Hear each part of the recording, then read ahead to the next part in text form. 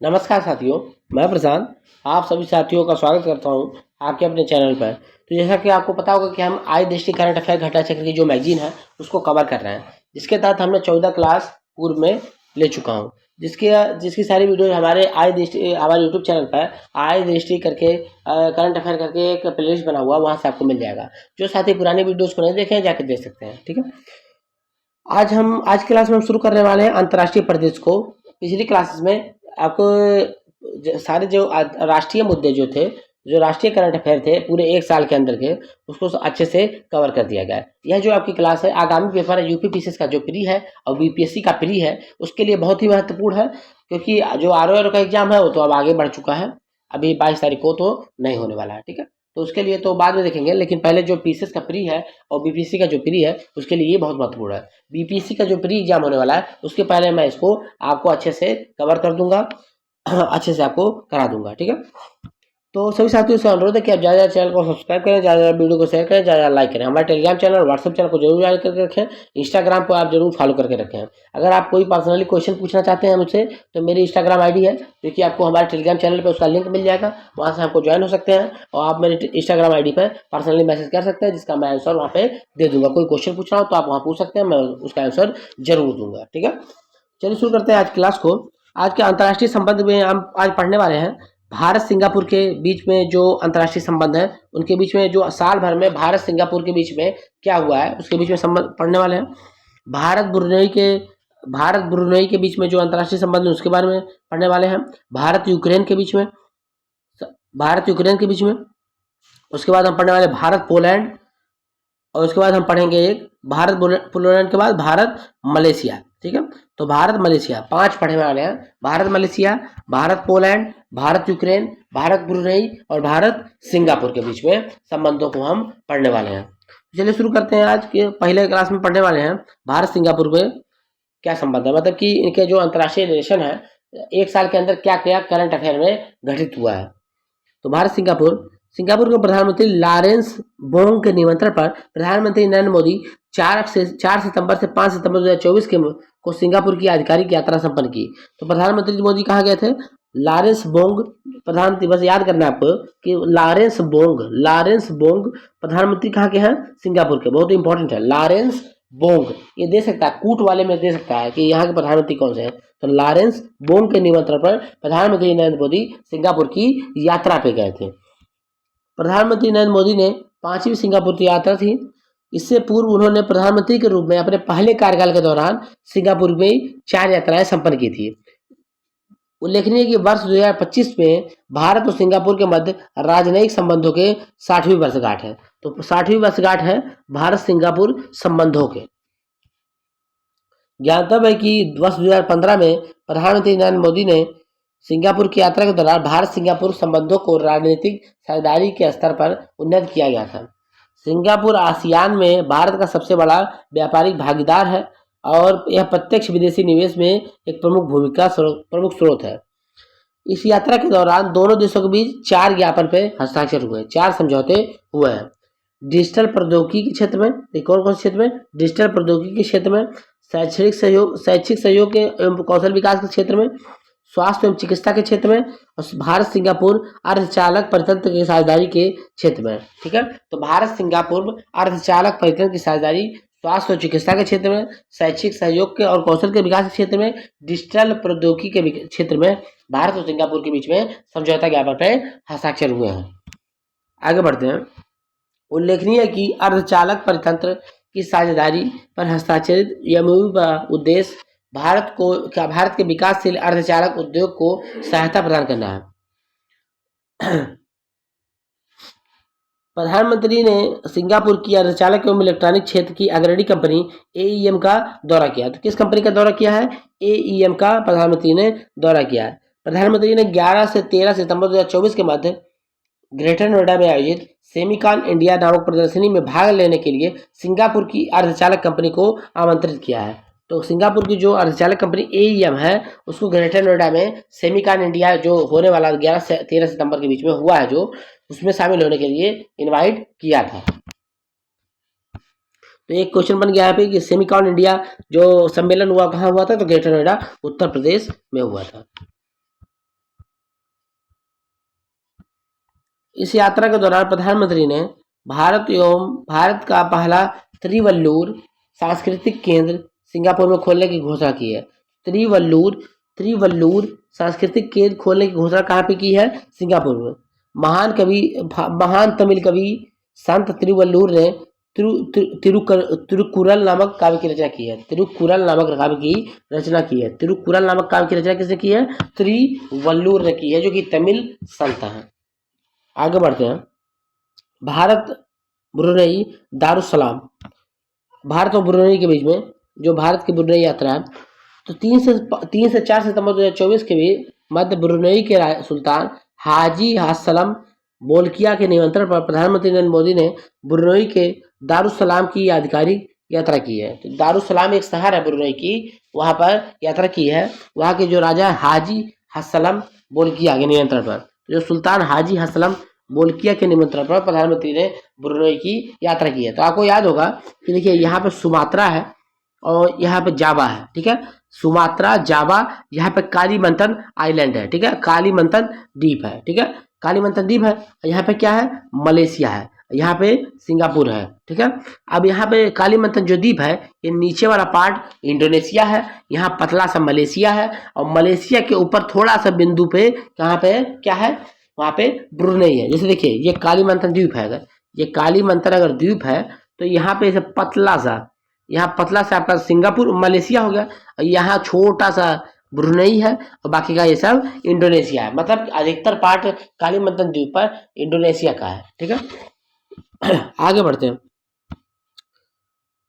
यह किसी भारतीय प्रधानमंत्री की ब्रुनेई की पहली द्विपक्षीय यात्रा है। तो पहली यात्रा है प्रधानमंत्री की है, किसी भारतीय प्रधानमंत्री की। नरेंद्र मोदी की यात्रा ब्रुनेई यात्रा वर्ष 2024 के दोनों देशों के बीच राजनयिक संबंधों के 40वीं वर्षगांठ के अवसर पर आयोजित की गई।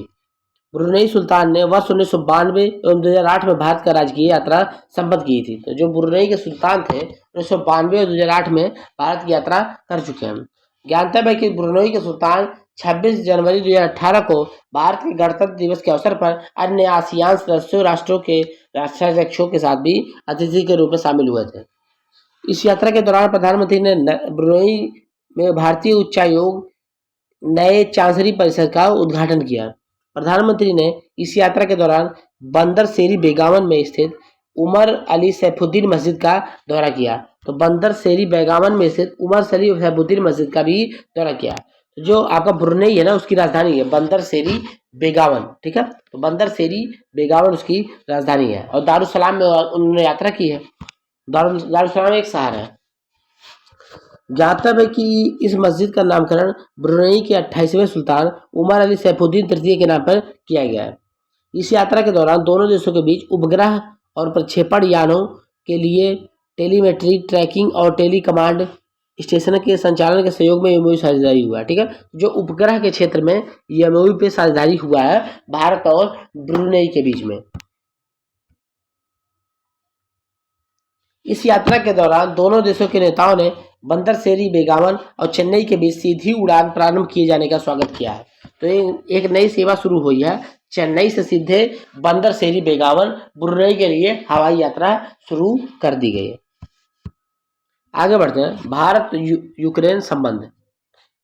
तो यूक्रेन के राष्ट्रपति वोलोदिमीर ज़ेलेंस्की के निमंत्रण पर प्रधानमंत्री नरेंद्र मोदी ने 23 अगस्त 2024 को यूक्रेन की आधिकारिक यात्रा की है। तो कब यात्रा की है? 23 अगस्त 2024 को आधिकारिक यात्रा की है। कहाँ की? प्रधानमंत्री नरेंद्र मोदी ने यूक्रेन की आधिकारिक यात्रा की है। वर्ष 1992 में दोनों देशों के मध्य राजनयिक संबंध के स्थापित होने के बाद यह भारत की प्रधानमंत्री की पहली यात्रा है। इस यात्रा के दौरान कीव स्थित मैरिन्स्की पैलेस में भारतीय प्रधानमंत्री ने यूक्रेन राष्ट्रपति से मुलाकात की है। तो कहाँ पे मुलाकात की है? मैरिन्स्की पैलेस में भारतीय प्रधानमंत्री और ज़ेलेंस्की जो कि यूक्रेन के राष्ट्रपति हैं उनकी मुलाकात हुई है। इससे पूर्व 2024 में अपुलिया इटली में आयोजित G7 सम्मेलन के दौरान भी दोनों देशों के मध्य बैठक आयोजित की गई थी। यूक्रेन पर रूस के आक्रमण के पश्चात ऑपरेशन गंगा के तहत 18,000 से अधिक भारतीय नागरिकों को यहां से सुरक्षित निकाला गया था। उल्लेखनीय है कि 15 से 16 जून 2024 में स्विट्जरलैंड में आयोजित यूक्रेन में शांति शिखर सम्मेलन में भारत ने भाग लिया। तो जो यूक्रेन के लिए शांति शिखर सम्मेलन हुआ था, कहाँ पे हुआ था? स्विट्जरलैंड में हुआ था। स्विट्जरलैंड में शांति शिखर सम्मेलन हुआ था, उसमें भारत ने भाग लिया था, लेकिन जब प्रस्ताव पे वोटिंग करने का टाइम आया तो भारत ने वोटिंग करने से मना कर दिया। ठीक है, तो क्या होता, यूक्रेन पर शांति शिखर सम्मेलन स्विट्जरलैंड में आयोजित हुआ था, तो रशिया के खिलाफ प्रस्ताव पारित होना था, तो उस पर हस्ताक्षर करने से भारत ने मना कर दिया। ठीक है, आगे बढ़ते हैं।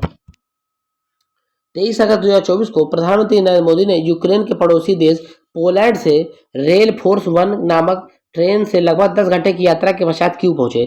जो प्रधानमंत्री नरेंद्र मोदी थे, रेल फोर्स 1 नामक जो ट्रेन थी उससे यात्रा करके क्यों पहुंचे हैं। 10 घंटे की यात्रा की मोदी ने पोलैंड से कीव की, मतलब यूक्रेन की ट्रेन से वो यूक्रेन गए थे। ठीक है, इसलिए गए थे कि यूक्रेन का हवाई क्षेत्र बंद है। ठीक है, यूक्रेन का हवाई क्षेत्र बंद है क्योंकि हवाई यात्रा बंद है, क्योंकि यहाँ पे लड़ाई चल रहा है।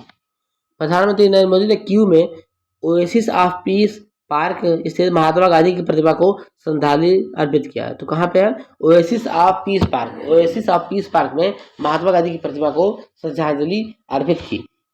निम्न 4 समझौता ज्ञापन पर तो 4 समझौते पर हस्ताक्षर हुआ। कृषि एवं खाद्य उद्योग, चिकित्सा उत्पादन विनिमय, उच्च प्रभाव वाली सामुदायिक विकास परियोजना, वर्ष 2024 से 28 के लिए सांस्कृतिक सहयोग कार्यक्रम। तो 24 से 28 के बीच सांस्कृतिक सहयोग कार्यक्रम, उच्च प्रभाव वाली सामुदायिक विकास परियोजना के कार्यान्वयन के लिए भारतीय मानवीय अनुदान सहायता, चिकित्सा उत्पादन विनिमय और कृषि के क्षेत्र में भी समझौता ज्ञापन पर हस्ताक्षर हुए हैं। यूक्रेन को भीष्म क्यूब प्रदत्त। 23 अगस्त 2024 को भारतीय ऐतिहासिक यूक्रेन यात्रा के दौरान प्रधानमंत्री नरेंद्र मोदी ने यूक्रेन की सरकार को 4 भीष्म क्यूब्स प्रदान किए हैं। इस क्यूब के माध्यम से घायलों को त्वरित उपचार में मदद मिलेगी, साथ ही यह अनमोल जीवन की रक्षा में योगदान देगा।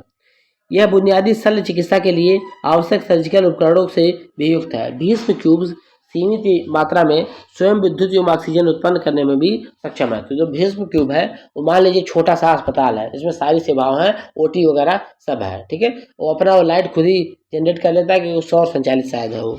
ठीक है, आगे बढ़ते हैं। भीष्म क्या है? तो भीष्म एक तरह का Bharat health initiative for the सहयोग हित एंड मैत्री, सहयोग हित, भारतीय हेल्थ इनिशिएटिव फॉर द सहयोग हित एंड मैत्री, आरोग्य मैत्री योजना के का एक अंग है। विश्व के पहले स्वदेशी पोर्टेबल अस्पताल की संज्ञा दी जाती है। स्वदेशी पोर्टेबल अस्पताल की संज्ञा दी जाती है। इस नवोन्मेषी पोर्टेबल अस्पताल को आपातकाल स्थिति में त्वरित चिकित्सा सहायता प्रदान करने के लिए डिजाइन किया गया है। भीष्म एक अभिनव आपातकालीन चिकित्सा सहायता प्रदान कार्यक्रम है जिसमें पोर्टेबल मिनी क्यूब्स शामिल हैं जो आवश्यक दवाओं और उपकरणों से युक्त हैं। उल्लेखनीय है कि 24 जनवरी 2024 को आरोग्य मैत्री आपदा प्रबंधन क्यूब्स भीष्म इकाइयों को अयोध्या में भी तैनात किया गया था। उद्देश्य श्री राम जन्मभूमि मंदिर की प्राण प्रतिष्ठा के समारोह के दौरान इसको तैनाती दी गई थी। 17 अगस्त 2024 को भारतीय वायुसेना और भारतीय थल सेना ने 15,000 फीट की ऊंचाई वाले क्षेत्र में भीष्म क्यूब पर अपनी तरह का प्रथम पैरा ड्रॉप अभियान संचालित किया। तो जो भीष्म क्यूब के साथ पैरा ड्रॉप अभियान को 17 अगस्त 2024 में भारतीय वायुसेना और भारतीय थल सेना ने संचालित किया है। मतलब एक तरह से पोर्टेबल अस्पताल है, उसको बंद करके रखे रहिए, उसको ऊपर कहीं भी ओपन किया जा सकता है। ठीक है, आरोग्य मैत्री योजना। जनवरी 2023 को voice of global south summit के दौरान प्रधानमंत्री नरेंद्र मोदी ने आरोग्य मैत्री योजना की शुरुआत की थी। तो आरोग्य मैत्री योजना जनवरी 2023 में voice of global south summit में दौरान शुरू की गई थी। यह एक मानवीय पहल है। उद्देश्य प्राकृतिक आपदाओं और मानवीय संकट से प्रभावित विकासशील देशों को आवश्यक चिकित्सा आपूर्ति प्रदान करना। आगे बढ़ते हैं। भारत पोलैंड संबंध।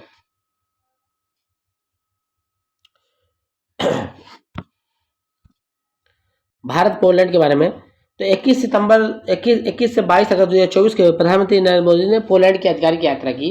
इसमें उन्हें 45 वर्ष पूरा होने पर विगत 45 वर्षों के दौरान भारतीय प्रधानमंत्री की पहली पोलैंड यात्रा के 1979 में प्रधानमंत्री मोरारजी देसाई पोलैंड गए थे। 1979 में मोरारजी देसाई के बाद कोई पहला प्रधानमंत्री है जिसने पोलैंड की यात्रा की। उल्लेखनीय है कि प्रधानमंत्री नरेंद्र मोदी ने यह पोलैंड की यात्रा के बीच राजनयिक संबंधों की स्थापना की 17वीं वर्षगांठ के अवसर पर इन्होंने यात्रा की। इस यात्रा के दौरान प्रधानमंत्री ने वारसा में डोबरी महाराजा स्मारक पर श्रद्धांजलि अर्पित किया। तो प्रधानमंत्री ने वारसा में डोबरी महाराजा स्मारक पर श्रद्धांजलि अर्पित किया। स्मारक वारसा में गुड़ महाराजा स्क्वायर पर स्थित है। यह स्मारक स्थल नवानगर के जाम साहेब दिग्विजय सिंह जी रणजीत सिंह जडेजा के प्रति पोलैंड के लोगों एवं सरकार के सम्मान में कृतज्ञता को याद दिलाता है। तो कौन सा ये स्मारक? गुड़ महाराजा स्क्वायर, एक मतलब एक चौराहा है गुड़ महाराजा स्क्वायर, वहाँ डोबरी महाराजा स्मारक स्थित है। वहाँ पर उनको श्रद्धांजलि किसने दिया है? प्रधानमंत्री नरेंद्र मोदी ने। ये कौन थे?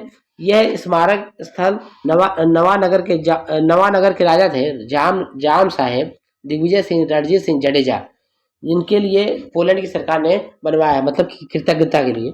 द्वितीय विश्व युद्ध के दौरान जाम साहब ने पोलैंड के लगभग 1000 बच्चों एवं महिलाओं को शरण प्रदान किया था भारत के अंदर, ठीक है, द्वितीय विश्व युद्ध के दौरान।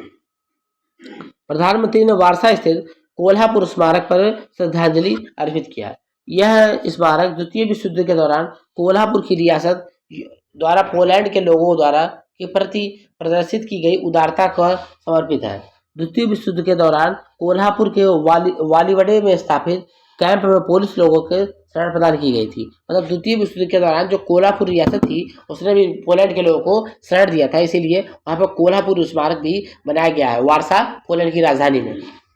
इस यात्रा के दौरान प्रधानमंत्री ने वारसा में माउंटे कैसिनो युद्ध स्मारक पर श्रद्धांजलि अर्पित किया। माउंटे कैसिनो युद्ध स्मारक, तो यह स्मारक पोलैंड, भारत एवं अन्य देशों के सैनिकों के बलिदान एवं वीरता की याद दिलाता है।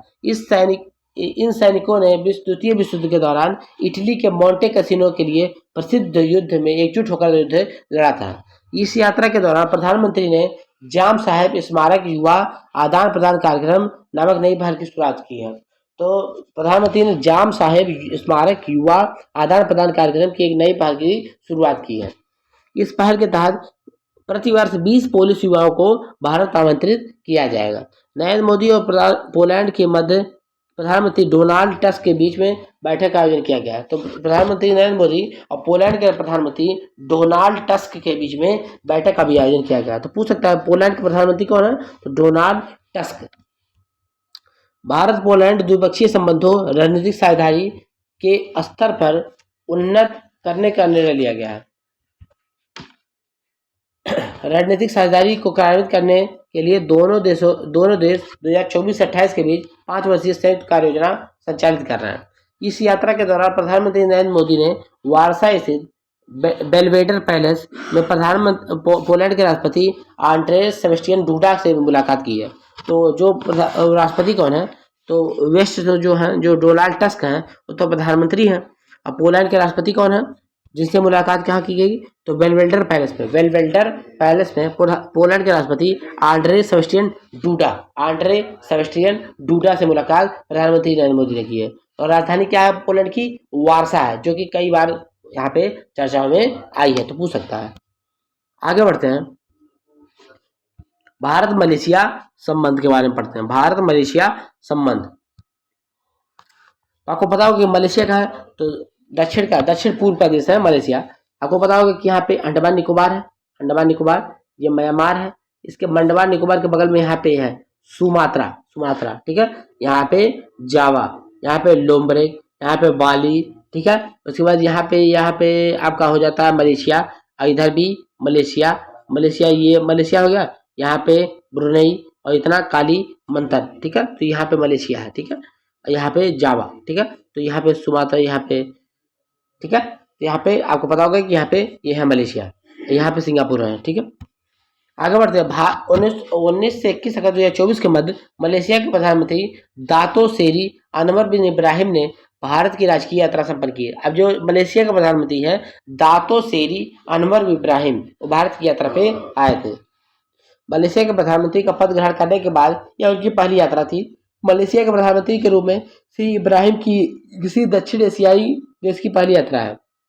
भारत में मलेशिया व्यापारिक साझेदारी, मलेशिया के प्रधानमंत्री की यात्रा के दौरान दोनों देशों के बीच द्विपक्षीय संबंधों एवं व्यापक रणनीतिक साझेदारी के स्तर पर उन्नत करने का निर्णय लिया गया है।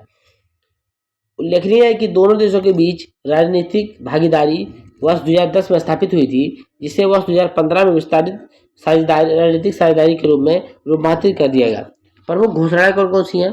सद यात्रा के दौरान की गई प्रमुख घोषणाएं, भारत सरकार द्वारा मलेशिया को 2 लाख मीट्रिक गैर बासमती सफ़ेद चावल की एक मुश्त विशेष आवंटन की घोषणा की गई है। तो 2 लाख मीट्रिक टन गैर बासमती सफ़ेद चावल को भारत सरकार देगी किसको?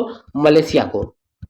मलेशिया के संस्थापक सदस्य के रूप में आईबीसीए में शामिल होने का निर्णय लिया है। तो आईबीसीए में कौन शामिल हुआ? मलेशिया। उत्तर, यूनिवर्सिटी तुंकू अब्दुल रहमान। मलेशिया में आयुर्वेद चेयर की स्थापना की जाएगी। मलाया विश्वविद्यालय मलेशिया में भारतीय अध्ययन की तिरुवल्लुर पीठ की स्थापना की जाएगी। भारत मलेशिया डिजिटल परिषद। भारत द्वारा अपने यूपीआई को मलेशिया पेनेट के साथ स्वीकृत करने की घोषणा की गई है। तो जो भारत का यूपीआई है वहाँ के मलेशिया के पेनेट के साथ कोलैबोरेशन में होगा कि यहाँ का यूपीआई वहाँ पे भी चल सके। सद यात्रा के दौरान दोनों देशों के मध्य श्रमिकों की भर्ती, रोजगार एवं स्वदेशी वापसी, आयुर्वेद एवं चिकित्सा के मध्य पारंपरिक प्रणालियों के क्षेत्र में सहयोग, डिजिटल प्रौद्योगिकी के क्षेत्र में सहयोग पर एमओयू सहित 8 समझौते शामिल हैं। तो 8 समझौतों पर हस्ताक्षर हुआ है। 19 अगस्त 2024 के आयोजित 9वें भारतीय मलेशिया सीईओ फोरम की रिपोर्ट भी प्रस्तुत की गई है। तो 9वां भारत मलेशिया सीईओ फोरम कब आयोजित हुआ है? 19 अगस्त 2024 को। ठीक है, तो यह 5 देशों के संबंध के बारे में हमने पढ़ा है। इसमें हमने भारत यूक्रेन के बारे में, Bharat Singapore, Bharat Brunei, Bharat Malaysia और भारत यूक्रेन के बारे में हमने संबंध को अच्छे से पढ़ा है। ठीक है, तो आप लोग अच्छे से रिवीजन कर लेंगे। इसका नोट्स भी बना सकते हैं। जो भी इंपॉर्टेंट फैक्ट्स हैं उसको अंडरलाइन किया गया। हम तो सारा पढ़ के बताते हैं आपको, बाकी का जो इंपॉर्टेंट फैक्ट्स हैं वो ऑनलाइन में नीचे से देखिए अंडरलाइन है। ठीक है, तो आप उसको भी पढ़ेंगे तो काम चल जाएगा। अंडरलाइन में अगर अंडरलाइन वाले पॉइंट्स को पढ़ेंगे 2-4 पॉइंट ही होगा। ठीक है, तो पढ़ाने के पर्पज से सारा पढ़ना पड़ता है। ठीक है, तो आपको वीडियो कैसा लगा आप कमेंट बॉक्स में कमेंट करके बताएंगे। अगर कोई क्वेश्चन पूछना चाहते हैं तो कमेंट बॉक्स में कमेंट डाल देंगे, हम उसका आंसर जरूर देंगे। अगर आप कोई पर्सनली क्वेश्चन पूछना चाहते हैं तो आप पूछ सकते हैं मुझसे। मेरे टेलीग्राम चैनल जो हमारा है वहाँ पर मेरी इंस्टाग्राम आईडी का लिंक पड़ा हुआ है। वहाँ से हमारे इंस्टाग्राम आईडी पर जा सकते हैं आप, वहाँ हमको फॉलो कर सकते हैं और उसके बाद आप अपना क्वेश्चन डायरेक्टली भेज सकते हैं और उसका आंसर मैं जरूर दूंगा बस। ठीक है, तो सभी साथियों से अनुरोध है कि आप ज़्यादा चैनल को सब्सक्राइब करें, ज़्यादा वीडियो को शेयर करें, ज़्यादा लाइक करें। आप हमारा टेलीग्राम चैनल, व्हाट्सएप चैनल को जरूर ज्वाइन करके रखें और इंस्टाग्राम पे फॉलो करके जरूर रखें। अगर पुरानी वीडियो को देखना चाहते हैं तो जाकर देख सकते हैं, इसका प्लेलिस्ट बना हुआ है। तो मिलते हैं नेक्स्ट क्लास में नेक्स्ट वीडियो के साथ। धन्यवाद।